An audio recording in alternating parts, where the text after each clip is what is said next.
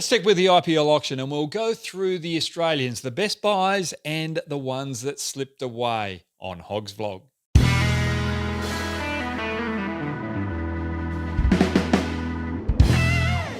Okay, let's go to the Mumbai Indian buyers first. Tim David, I thought that was a very good pick because he's coming of age, and over in the Caribbean League and the PSL, he has really set the world alight with his big hitting, and the Mumbai Indians need that in the middle order. They need those finishes like the Pandya brothers over the last 4 years. So good pick. If he doesn't come off, they can put him back in the auction next year and have $1 million to spend on other batsmen. So good buy there.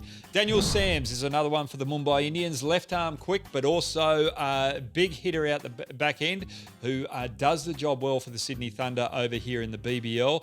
On the Mumbai wicket, I think he's a perfect pick because he's got that left arm variety. He can bowl in the power play and the death overs and quite economical in the middle overs as well. But the one thing with the Mumbai Indians with Sams in this team is it gives them a lot of left arm bowling options. That will be the point of the difference for the Mumbai Indians in this tournament. The depth of left arm quicks that they've got. They've got Mills, Unadkat, as well as Sams, all three of them playing with Boomerang. That point of difference will give them a little bit of advantage. They also went for Meredith as well. I thought he was good value. What would he go? I've got my notes over here, 132 US, good value as a backup bowler in that regard. So Mumbai Indians have done well with the Australians. I thought they're probably one of the better teams that invested well with the Australian team. The next one was RCB. Glenn Maxwell at $1.5 million US. Retaining him, it's a big risk because he's only performed well 2 times out of 10, I think, that he's played in the IPL, so 10 seasons.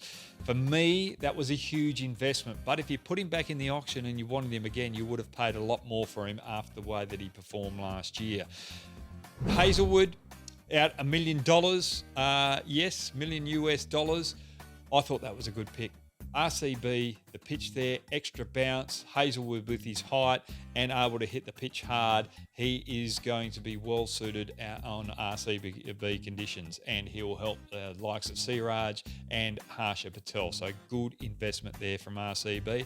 And a backup bowler, left armour, Jason Behrendorff. Very good with the new ball, improving in the depth, and good value at 132 US dollars as a backup bowler. So RCB did exceptionally well with the Australians.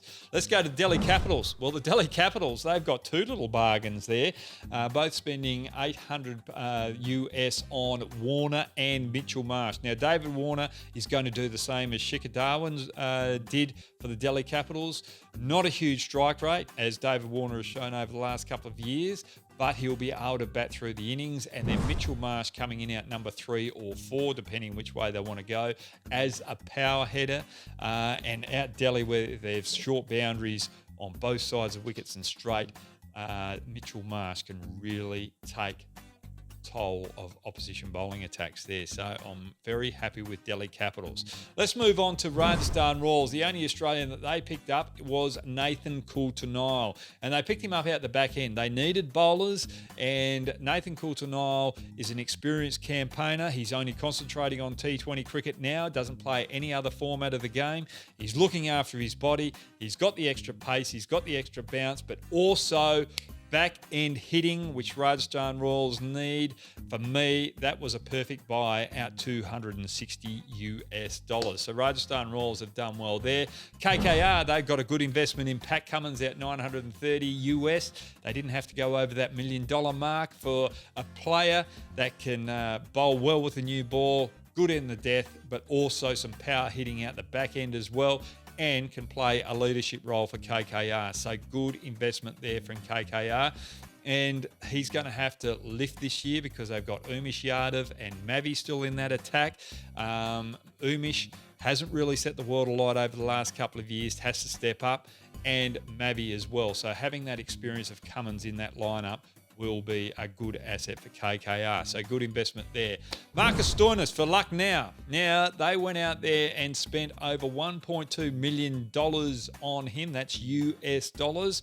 I think that was overcapitalisation. Yes, they were trying to get a good all-rounder in their list and retain that all-rounder, but I would have thought that they would have got him for a lot cheaper in this auction and might have been able to save them $600,000 US to spend on another good player. So for me, LUCKNOW have probably let themselves down in that regard. When we go to Gujarat Titans, they've gone for Matthew Wade. When they first got him, I thought, what the hell are they doing here? But Matthew Wade, keeper, can bat in all different positions in the list. He can either open the batting or come in and finish out the back end, and he does that role well for Australia. So for me, this was a good investment out the back end, $317 US. So Matthew Wade as a keeper, a batter who can bat in very situations, perfect pick. Sunrisers Hyderabad. Now, they're not really going to use too many overseas bowlers with the quality Indian attack that they've got, but they've gone for Sean Abbott. Now, this is a perfect selection just in case they want to change the balance of the team, because they've gone hard with overseas batsmen and local bowlers. But if the batsmen aren't working, they can bring Abbott in and utilise him with the ball, but also that back end with the bat where he can be very handy as an all-rounder with some big hitting out the back end. So a good investment there for Sunrisers Hyderabad, getting him out 317 because he's an alternative cricketer he's a good all-round cricketer in that regard. Punjab Kings 11, well, they're looking for another bowler. There weren't too many bowlers in the market at a reasonable price, and they've gone for Nathan Ellis as a backup bowler. He's been over there. He's only played 3 games in the IPL.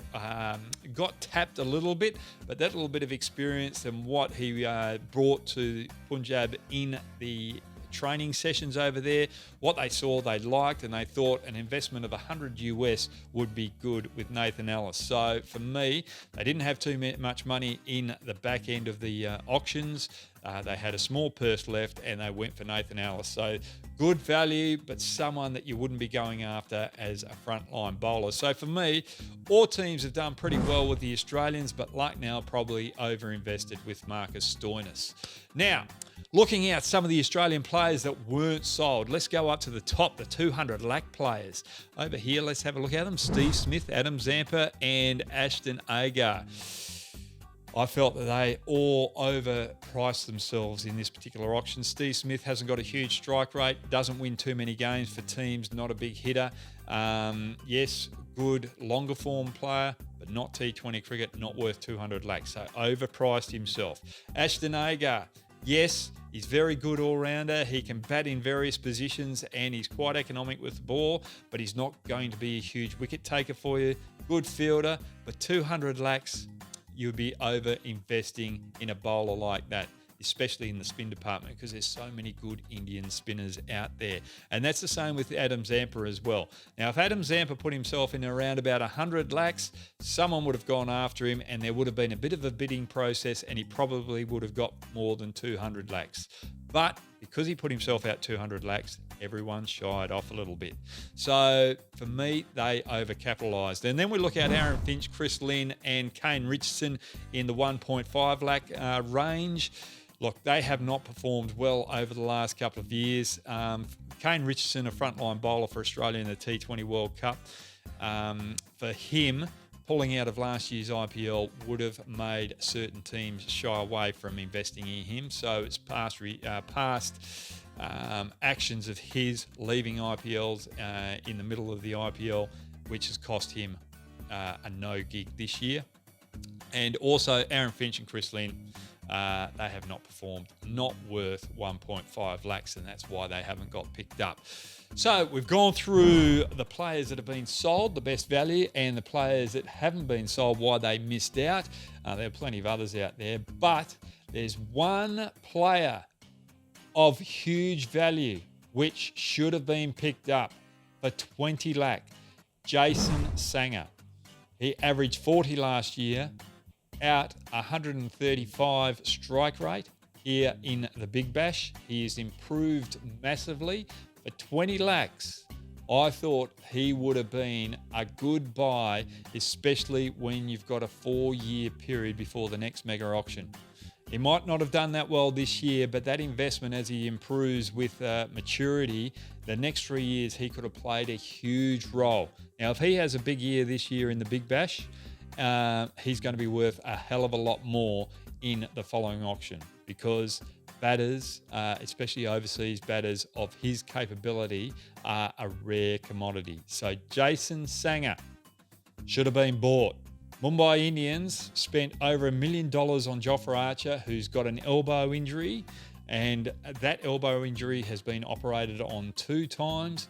Is he going to be able to play the following year?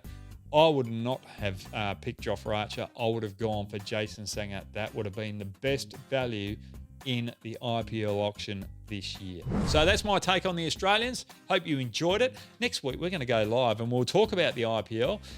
You can go over what I've got, or my comments of the IPL auction in the vlog I had earlier on the week and this vlog. And we can also talk about the Indian West Indies series if you'd like as well. Get your questions there. Pakistan friends, get on board and we'll talk about the PSL, what's coming to the final series there. And Bangladesh people, get on board as well. Love you all. Thanks very much for following me on Hogg's Vlog.